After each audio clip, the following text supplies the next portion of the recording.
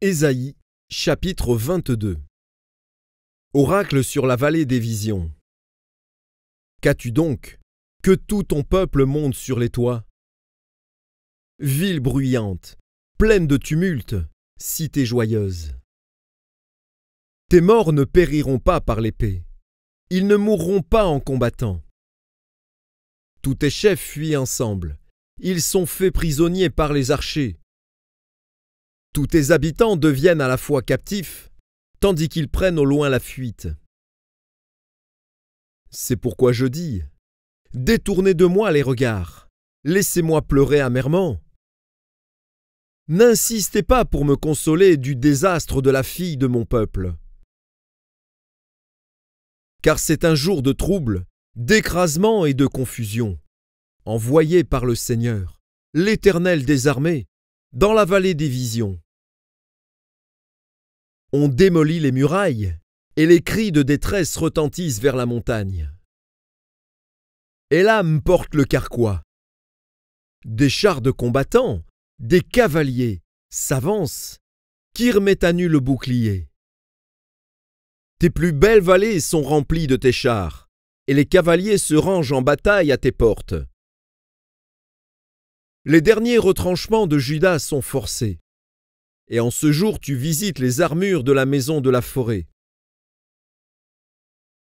Vous regardez les brèches nombreuses faites à la ville de David, et vous retenez les eaux de l'étang inférieur.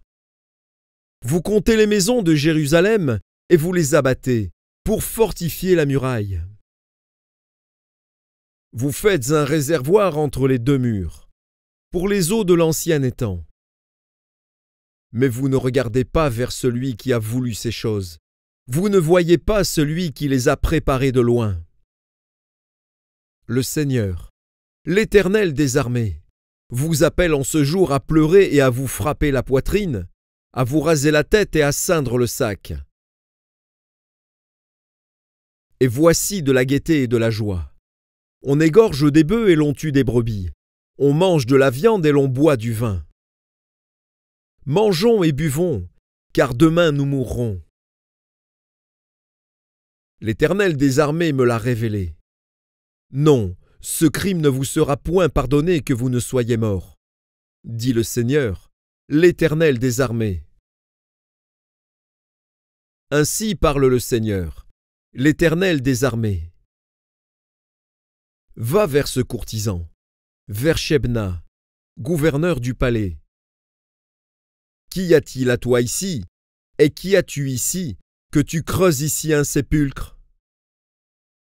Il se creuse un sépulcre sur la hauteur, il se taille une demeure dans le roc.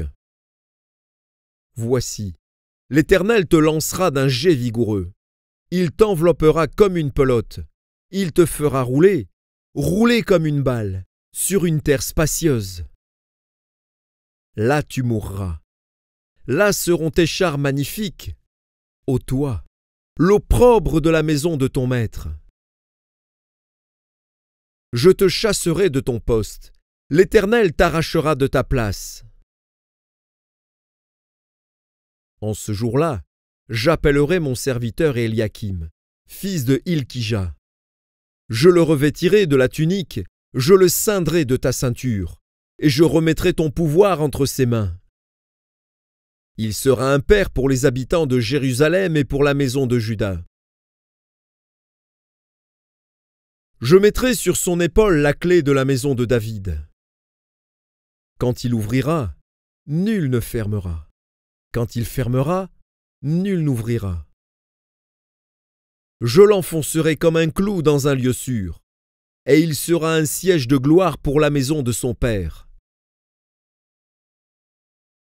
Il sera le soutien de toute la gloire de la maison de son père, des rejetons nobles et ignobles, de tous les petits ustensiles, des bassins comme des vases. En ce jour, dit l'Éternel des armées, le clou enfoncé dans un lieu sûr sera enlevé. Il sera abattu et tombera, et le fardeau qui était sur lui sera détruit. Car l'Éternel a parlé.